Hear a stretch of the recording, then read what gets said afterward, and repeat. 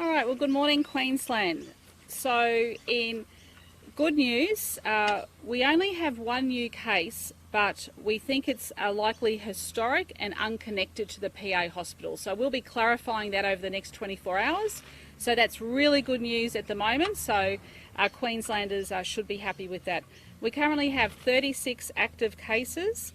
We've had 5,026 tests in the past 24 hours. And of course, we've had 18,705 people vaccinated. So, of course, as we said yesterday, now the next 48 hours is very crucial. But in some further good news, the 3 close contacts of the PA hospital doctor have been identified and they have been tested, and those results have come back negative. So, of course, that's good news. So the contact tracers are going through, of course, where the doctor went into the hospital. They're identifying those people, and we should have hopefully more results of their tests tomorrow. So I'll get the Deputy Chief Health Officer to talk a little bit more about that. 238 community contacts have been identified with the doctor, and we are in the process of testing them as well. So once again, can we just say to everyone, you know, this COVID is real. We know that this highly infectious strain is causing severe problems around the world, and we need to make sure that we are definitely on our guard. So if anyone is feeling sick, please go and get tested. That is the very simple message. So I really want to thank Queenslanders for doing the right thing. But of course, we're not out of the woods yet, because we know that in hotel quarantine, we are getting more positives of people coming back from overseas. So look, I'll hand over to the Deputy Chief Health Officer to talk a little bit more, and then we will talk a little bit more about the vaccine program. Thanks. Thank you, Premier. Good morning, everybody. As the Premier said, with respect to the healthcare worker case, contact tracing is essentially complete. 238 contacts in the community from those 4 venues that we did announce yesterday, and most reassuringly, her 3 close contacts or associates, friends and colleagues who were with her most of that time at the venues have tested negative. Now that's not to say that they're completely out of the woods. We'll continue to monitor them while in quarantine, and we are also expect to get test results back from those community contacts over the next few days. And with respect to the hospital, again, extensive contact tracing identified 61 staff who were potential close contacts and 7 patients. And again, some results are back, but it'll be the next couple of days, as we said yesterday, that will be critical to understand if there's been any transmission there. So that's good news. With respect to yesterday, we spoke about the potential link with the healthcare worker and one of the cases that she had assessed. And genomic sequencing hasn't quite confirmed the link. There wasn't enough virus, but what the laboratory was able to do, or what we call partially sequence, indicates that there is a link between that healthcare worker and one of the cases she assessed. Unfortunately, and this just came to hand this morning, this information, there was another new case that we announced yesterday, and the whole genomic sequencing also indicates that that case may potentially be linked to that first case.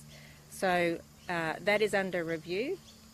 They both travelled through the same area on the way, and this new case from yesterday, tested positive on what we call day 12, so it was their exit test, and they were symptomatic. So the information's just all a little bit unusual, and what we want to rule out, and we want to act with extreme caution. We want to rule out, as you know, that there's been any transmission at all in hotel, because it's one of a number of possible options to explain the case identified yesterday. So it either could be that they had a very late incubation period, which we know is possible. It may be they have a similar source from overseas, or it may be there's a transmission in hotel quarantine. And as we all know with COVID, we can't wait to act, we can't wait to confirm that. So given it is a possibility, the DG has stood up an incident response team, and the hotel will go into lockdown, not accepting any more residents and not discharging any return travellers for the next 72 hours until we understand better the context of that event. So I think, will I take questions from you? What hotel is it? It's the Hotel Grand Chancellor. It's important to know, though, this is not related at all to the previous event at the Hotel Grand Chancellor. And as I said, it's still only a potential event that we need to investigate. So, but unrelated completely to the previous transmission that we know occurred there, and we haven't had any issues in the intervening period. And just to clarify, are you talking about a case that was that you said yesterday was a case in hotel quarantine that you've now reclassified as a community transmission case today? I'm just confused as to... We haven't reclassified them at all because we don't have any confirmation. But the information that we have suggests to us we need to rule out that any transmission occurred in a hotel. So that's what we're doing. The two cases were on the same floor with overlapping times. And whole genomic sequencing, which should be complete tomorrow, will help us do that, confirm one way or another. Do you know if the doctor was wearing a fit-tested N95 mask? I don't have that information. I think what I would say is that all our hospitals in Queensland follow the national guidelines, and there have been national guidelines that are continually revised with respect to COVID. I think we're all aware of, as evidence has come to light about the virus, they have been modified, and all of our hospitals follow those guidelines, and they all have the appropriate equipment to be able to do so. In some instances around the country and around the state, healthcare workers may choose to go above those guidelines because guidelines are always set at what is a requirement, but I don't have specific information on that healthcare worker. Other states like Victoria have changed their guidelines to include N95 masks. Is that something that we're looking to do here in light of this? That's under active consideration by another expert group in Queensland Health. I think what I'd like to point out is that transmission that has occurred in healthcare settings, there are a range of factors that we know potentially contribute. Masks have never been proven to be the only factor. There's a range of factors such as behavioural factors with the patient, behavioural factors with staff, mixing in tea rooms, those sorts of things, areas where transmission wouldn't expect to occur, that it may have occurred. And so Queensland Health reviewed, obviously, the Victorian report as they've reviewed other reports and continue to improve their processes around PPE. Do you have any more information on the contact between the doctor and the patient and the nature of that interaction between them? Just that it was an assessment for admission, so it would have involved some dialogue, conversation, taking history and notes, etc. I'm not aware there was a physical examination per se, but it was face-to-face contact, and we know that that's what is all that's needed for COVID, either in a healthcare setting or in the community. Was the doctor assigned to any particular wards on the shift she did after she was in contact with that patient? She was, as this occurred overnight, she wasn't assigned a particular ward. My understanding is that she moved through the hospital depending on where the need was, and that's exactly what the contact tracing has followed, and probably why there's quite a large number of staff involved. Excuse me. Can you name some of the different wards that she would have worked in? I don't have that information. That's what the PA have, and I'm very confident that they've used both electronic monitoring of records, interview of the patient, interview of others to determine exactly where the doctor worked throughout the hospital. So not just relying on one method, but using multiple methods to sort of triangulate exactly where she's been and identify all the patient staff and potentially any visitors. And I'm not aware of any visitors, but who may have come into contact with her. And you said, was it 7 or 70 patients that have... Seven. 7. Yeah, 7. This might be a question for the Health Minister. The AMA president, he's claiming that that the PPE at hospitals is clearly inadequate. How would you respond to that? Well, I'd absolutely refute that. We comply with the national guidelines and standards in relation to all of the PPE that we provide to our staff in our hospitals. That is absolutely clear. I've had that confirmed again this morning. I think we have to be careful in making assumptions about what has happened in this individual case and trying to assert that it is because of any particular thing, including PPE. It is too early to know that. I've been advised that the doctor was wearing the appropriate PPE. But we will go through an investigation to try to identify how this transmission occurred. It is not helpful to be speculating or making accusations that we've already determined, or others are claiming they determined it's related to PPE. We don't know that for a fact. What we do know, though, is all of our hospitals have the supply available to them of the national required standard and guidance in relation to PPE. The AMA president also said that with appropriate PPE and vaccinations now available, that there are no excuses when a frontline health worker gets the virus. Is there, does this sort of... Look, I think, everyone needs to go back and have a look at all of the guidance in relation to the Pfizer and AstraZeneca vaccines. It has never been claimed that if someone is fully vaccinated, and remember, we don't have anyone fully vaccinated in Australia yet. Not one person's been fully vaccinated in Australia yet. In fact, this coming week, will be the first week that people will be getting their second vaccination. But what has always been said in relation to this vaccine is it doesn't stop the individual getting COVID. What it does is stop the person getting seriously ill from COVID, and there is some evidence that because it reduces the viral load, then what it does is lowers the risk of them transmitting it to someone else. So there is, even if this doctor had their first vaccination or their second vaccination for that matter, doesn't guarantee that they won't get COVID. What it guarantees is they're not going to end up in ICU or on a ventilator and ending up chronically ill. We know that for the majority of people who get the vaccine, they'll be protected in that way, and that's why we're wanting everyone to get the vaccination. So it's completely inaccurate to say if this doctor had their first vaccination, they wouldn't have got it. Completely untrue. And that's not what the medical evidence around this vaccine shows. Why aren't doctors who are definitely going to be in contact with COVID positive patients giving the vaccine ahead of, say, police officers or other people that might not necessarily, or it might be more unlikely that they would come into contact with someone who has COVID? Why aren't those doctors prioritised within the 1A group? They are.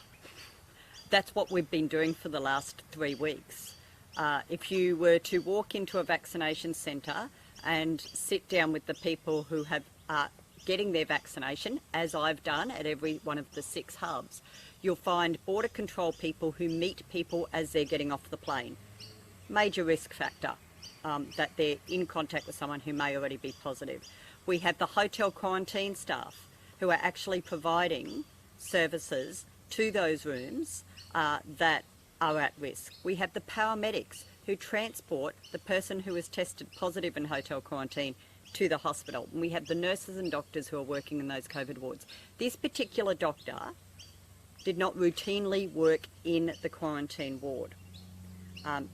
She was called on, as I understand, around 2:30 in the morning to come and assess a couple of arrivals from hotel quarantine who were showing symptoms. So it's not the case that we are not delivering the vaccine to all of those doctors and nurses who work in those COVID wards every single day. This is a doctor who was on call as the registrar was called over to ask to do this assessment, and had the PPE all available to her in relation to assessing those individuals. But we have to remember we're in week 3. Not one state or territory has finished delivering all of their vaccinations for the 1A group. Not one state or territory. The Commonwealth has not finished vaccinating every resident and worker in aged care. We are still in the middle of the rollout of 1A. Every single one of those 37,000 people in the 1A group are a priority, but we can't do all 37 on the first day. So it is not correct to say that we're not prioritising the most urgent people. Every single person in the 1A group is a priority, and we are moving through that group as quickly as we possibly can. We are meeting all of our targets. I'm very proud of the staff that we have working in these vaccination clinics. We've gone from 2,000 in the first week to over 10,000 in the current week.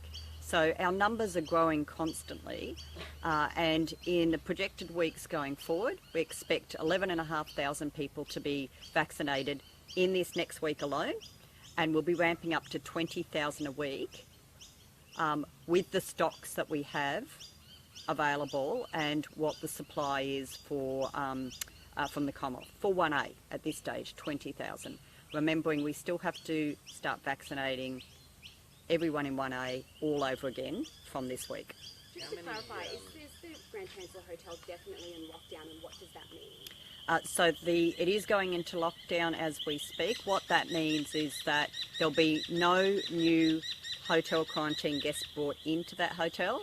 They will be put in different hotels, and none that were due to leave in the next couple of days will leave until we have the opportunity. We now have CCTV on these floors. It's not the same floor. It's not the same sequencing as last time. So let's be clear, it has no relationship whatsoever to the previous cases. What we know is case 1 is the person who was brought into the hospital on the 9th of March. Case 2 was the doctor who got it off the person who came in on the 9th. And case 3 is a person in hotel quarantine on the same floor as case 1. And so we're assessing that at the moment. We've got CCTV footage. We will be working our way through that. Health will be having a look at all of that today to try to identify why this transmission might have occurred. How many doses of the vaccine have been sent up to Torres Strait, and when does that rollout start, and how will it work? I don't have the breakdown of the Torres Strait numbers, but it's already started. So we started Thursday Island last Thursday, and we will start, I think it's Sabai Island tomorrow, and we will be moving it out from there. So we've got a team up in the Cape prioritising those islands in the Torres Strait, and again, we're not looking at different cohorts there. We're not looking at just the over 70s or anything like that. When we go into these remote Indigenous communities, we'll vaccinate everyone who is eligible, as in everyone who is 18 or over will get it. When we've had these incidents in the past, we've had to wait 2 weeks to make sure that there's no community transmission. Is there going to be a similar time frame this time? Is that when we're going to know within 2 weeks that there's been no outbreak? Well, we've had a couple of time frames, as you know. We've used this 3-day window before, and many other jurisdictions have now used this 3-day window, and we used it in relation to New Zealand as well. This 3-day window is about contact tracing, testing, and getting the results. That's why we say that 72 hours is critical, because we'll be able to, and we've identified the contacts for the 4 sites. I think it's 238 now. So they've already been contacted. They're already quarantining, and they'll be undertaking their testing. So getting their results will be important. The 7 patients, getting their test results will be important. And then any other staff and others in the community, such as the residents in which the doctor lives. So the 72-hour window is about getting test results.